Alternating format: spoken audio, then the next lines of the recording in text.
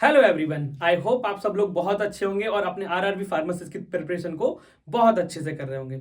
हम आपसे आज डिस्कस करने वाले हैं कुछ और इंपॉर्टेंट एमसीक्यूज जो आपके आरआरबी फार्मेसिस्ट एग्जाम के लिए काफी ज्यादा इंपॉर्टेंट हो सकते हैं from the subject of microbiology. हम आपसे वो इंपॉर्टेंट क्वेश्चन डिस्कस करते हैं जो सबसे ज्यादा इंपॉर्टेंट है, जहां पे आने के चांसेस मैक्सिमम हो सकते हैं या उससे रिलेटेड कॉन्सेप्ट से भी कई बार क्वेश्चंस आरआरबी एग्जाम में पूछे जाते हैं। तो चलिए पहला क्वेश्चन शुरू करते हैं। Helicobacter pylori primarily associated with, Helicobacter pylori जो आपका है वो पर्टिकुलर कौन सी डिजीज से एसोसिएटेड है? तो आपका डेंटल कैरीज से एसोसिएटेड है या पेप्टिक अल्सर से एसोसिएटेड है या कोलेरा से एसोसिएटेड है ट्यूबरक्लोसिस से? कोलेरा से हम जानते हैं कि कोलेराई ये आपका बैक्टीरिया से होता है, सिमिलरली आपका ट्यूबरक्लोसिस माइकोबैक्टीरियम ट्यूबरकुलाई से होता है। डेंटल कैरीज तो आपके नॉर्मल कैरीज वगैरह जो आपका डेंटल फ्लोरा होता है उसकी वजह से होता है। तो हम एच पाइलोरी को जानते हैं, इसका मेन जो कॉज है वो क्या करता है? ये पेप्टिक अल्सर डिजीज कॉज करता है। पेप्टिक अल्सर डिजीज ये कैसे कॉज करता है? ये क्या करता है, एसिडिक स्टमक एनवायरमेंट में ये प्रोड्यूस करता है यूरियस एंजाइम। जो यूरियस एंजाइम होता है वो आपके स्टमक लाइनिंग को डैमेज करता है और ये कॉज करता है आपके गैस्ट्रिक लाइनिंग को डैमेज करने के बाद अल्सर की कंडीशन कॉज करता है। अब आपसे मेरा यहां पर एक सवाल रहेगा, हमारी बॉडी की वो कौन सी सेल्स हैं जो क्या करती हैं? एचसीएल को सिक्रीट करती हैं। कमेंट करके जरूर बताइएगा, जिससे पता चलेगा कि आपकी तैयारी कैसी चल रही है। चलिए नेक्स्ट क्वेश्चन हम डिस्कस कर लेते हैं। आपका रिवर्स ट्रांसक्रिप्टेज एंजाइम किस वायरस में पाया जाता है? The enzyme reverse transcriptase is found in which type of virus? आपका जो रिवर्स ट्रांसक्रिप्टेज एंजाइम है किस पर्टिकुलर वायरस में पाया जाता है? आपका पोलियो वायरस में, हेपेटाइटिस वायरस में, या ह्यूमन इम्यूनोडेफिशिएंसी वायरस में, या फिर इन्फ्लुएंजा वायरस में? तो अगर हम बात करें पोलियो की, हेपेटाइटिस की, ये आपके एसएसआरएनए पॉजिटिव सेंस वायरस हैं। आपके हेपेटाइटिस ए वगैरह भी एसएसआरएनए पॉजिटिव वायरस है। बाकी इन्फ्लुएंजा आपका क्या है, आपके आरएनए पॉलीमरेज डिपेंडेंट वायरस है जो काम करता है। लेकिन सबसे बड़ा कॉन्सेप्ट है कि रिवर्स ट्रांसक्रिप्टेज एंजाइम जो पाया जाता है किस पर्टिकुलर वायरस में पाया जाता है? तो ये आपका मिलता है एचआईवी में। रिवर्स ट्रांसक्रिप्टेज कहने का सिंपल सा मैकेनिज्म है कि ये आपके आरएनए से वापस डीएनए बनाते हैं। ऐसे वायरस जो क्या करते हैं, जिनके पास सिर्फ एक न्यूक्लिक मटेरियल होता है आरएनए, उसको ये रिवर्स करते हैं और अपने डीएनए का फॉर्मेशन करते हैं। तो ऐसे कौन से वायरस हैं आपके? वो हैं आपके human immunodeficiency virus HIV. Comment करके आप मुझे बताइए कि कौन सी सबसे ज्यादा यूज की जाने वाली एंटी आपकी एचआईवी ड्रग है। ठीक है, तो एचआईवी क्या है? एक रेट्रोवायरस है। It use reverse transcriptase enzyme to convert its viral RNA into DNA which then integrate into the human host cell. Okay, चलिए नेक्स्ट क्वेश्चन देख लेते हैं हम।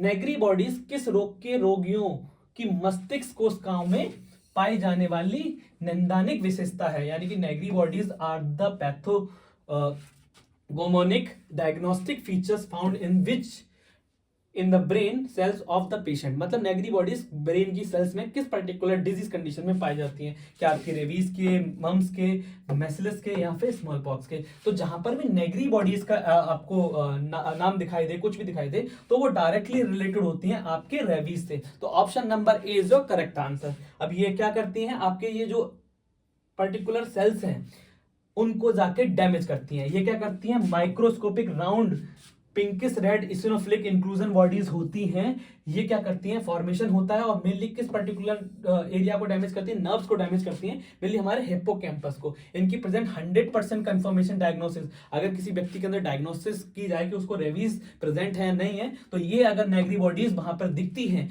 या फिर ये बॉडी नेगरी बॉडीज का इंक्लूजन दिखता है, तो क्या है, उसको हम ये मान सकते हैं कि 100% उस व्यक्ति को रेबीज की कंडीशन है। चलिए नेक्स्ट हम बात कर लेते हैं। बीसीजी का टीका निम्नलिखित में किसका उदाहरण है? आपका किल्ड वैक्सीन का उदाहरण है, या टॉक्सॉइड का उदाहरण है, या फिर लाइव एटेन्यूएटेड वैक्सीन का उदाहरण है, या फिर रिकॉम्बिनेंट वैक्सीन का उदाहरण है? सबसे पहले आप मुझे बताइएगा बीसीजी हम किस पर्टिकुलर डिजीज के ट्रीटमेंट में यूज करते हैं? कौन सी वैक्सीन ये किस पर्टिकुलर डिजीज में की जाती है? बीसीजी का हम डायरेक्टली समझ लेते हैं कि बीसी का जो पर्टिकुलर वैक्सीन होता है वो लाइव एटेन्यूएटेड वैक्सीन की कैटेगरी में आता है। क्लियर है यहां तक? लाइव एटेन्यूएटेड वैक्सीन है, use in weakened version of the germ mycobacterium bovis to train the immune system without causing the full disease. Clear है? तो यहां पर लाइव एटेन्यूएटेड वैक्सीन दी जाती है for treating the Mycobacterium bovis.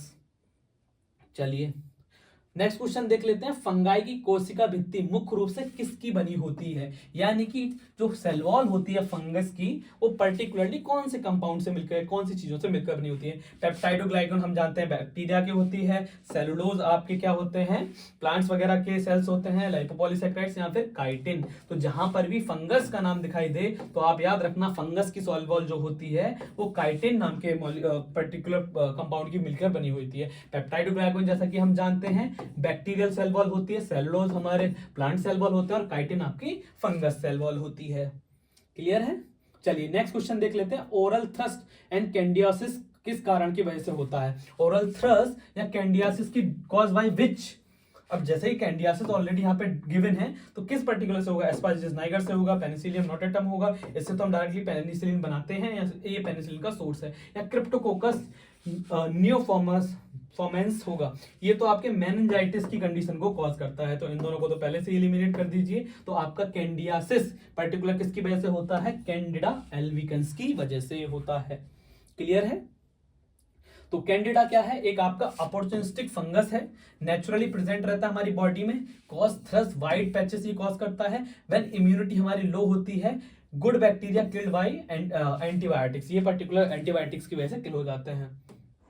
चलिए next question हम देख लेते हैं, एंडोटॉक्सिन बैक्टीरिया कोशिका के किस भाग से जुड़े हुए होते हैं, यानी कि endotoxins are associated which part of the bacterial cell. तो सेल वॉल पर प्रेजेंट होते हैं, या फिर outer membrane of gram negative bacteria, या फिर फ्लैजेला, फ्लैजेला तो मोटिलिटी के लिए रिस्पॉन्सिबल होता है, या फिर स्पोर्स के ऊपर प्रेजेंट होते हैं। तो जहां पर जो आपके टॉक्सिन्स हैं वो किस पर्टिकुलर पार्ट से एसोसिएटेड होते हैं, तो आप याद रखिएगा कि outer membrane of gram negative bacteria. एक एंडोटॉक्सिन का एग्जांपल भी बताइए कमेंट करके जो हमारी बॉडी के अंदर फीवर कॉज करता है। ठीक है, तो एंडोटॉक्सिन आपके lipopolysaccharide found in the armour of the gram negative bacteria, they are released only when the bacteria die causing fever और शॉक।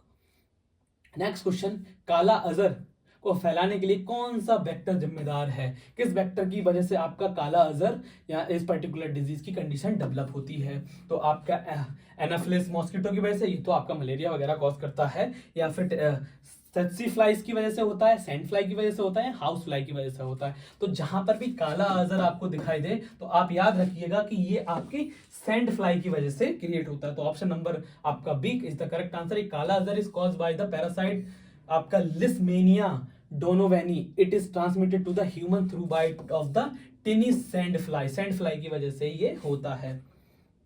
चलिए नेक्स्ट क्वेश्चन हम देख लेते हैं, कौन सा एंटीबायोटिक बैक्टीरिया की सेल कोशिका भित्ति संश्लेषण को रोककर कार्य करता है, यानी कि वह कौन सी एंटीबायोटिक है जो क्या करती है, इनहिबिट करती है बैक्टीरियल सेल वॉल को। तो आपके टेट्रासाइक्लिन आपकी कहां पर काम करती है, पेनिसिलिन या फिर सिप्रोफ्लॉक्सासिन, या फिर हम बात करेंगे एरिथ्रोमाइसिन की। तो जहां पर बैक्टीरियल सेल वॉल की बात आती है तो हमारे दिमाग में आना चाहिए हमारी बीटा लैक्टम क्लास की जितने भी एंटीबायोटिक्स हैं वो आपके बैक्टीरियल सेल वॉल को क्या करती हैं, इनहिबिट करती हैं। तो बीटा लैक्टम एंटीबायोटिक्स का एग्जांपल है आपका पेनिसिलिन। आप मुझे कमेंट में बताइएगा साइक्लिन हमारी किस पर्टिकुलर मैकेनिज्म के थ्रू काम करती है। चलिए नेक्स्ट क्वेश्चन हम देख लेते हैं, बायोमेडिकल कचरा प्रबंधन नियमों के अनुसार सुइयों, नुकीली चीजों, शार्प को किस रंग के कंटेनर में फेंकना चाहिए, यानी कि बायोमेडिकल जो वेस्ट होता है उसके अंदर जितने भी शार्प ऑब्जेक्ट्स होते हैं लाइक नीडल, शार्प ब्लेड्स, किस पर्टिकुलर टाइप के कलर के डस्टबिन में फेंकना चाहिए। क्या आपको येलो वाले में फेंकना चाहिए, व्हाइट वाले में फेंकना चाहिए, रेड वाले में फेंकना चाहिए, या फिर ब्लू वाले में फेंकना चाहिए। देखिए येलो वाले में तो हम बॉडी के जो पार्ट्स वगैरह होते हैं कंटामिनेटेड वगैरह उनको फेंकते हैं, ब्लू वाले में कंटामिनेटेड जो waste product, normal waste product होते हैं उनको फेंकते हैं। जब भी कहीं शार्प या निडल जैसी चीजों को फेंकना होता है तो हम क्या यूज करते हैं, व्हाइट ट्रांसलूसेंट पंचर प्रूफ क्या करते हैं आपके डस्टबिन को यूज करते हैं ताकि वो इजीली ऑब्जर्वेबल हो और दिखे उसमें। क्लियर है यहाँ तक। तो यहाँ पर sharp needles blades go into the white puncture proof container to prevent the injuries, never put sharp plastic bags into yellow और red as they are poke through. ठीक है, तो यही थे यहाँ पे कुछ इंपॉर्टेंट क्वेश्चंस। आप हमारे साथ जुड़े रहिए, आपको जल्दी ही मॉडल पेपर 2 आपको देखने को मिलेगा हमारे चैनल के ऊपर। बाकी इससे रिलेटेड और भी अपडेट जो रहेंगे हम आपके लिए अपडेटेड वीडियो लाते रहेंगे। Thank you for watching this video. I hope you are doing your preparation very well.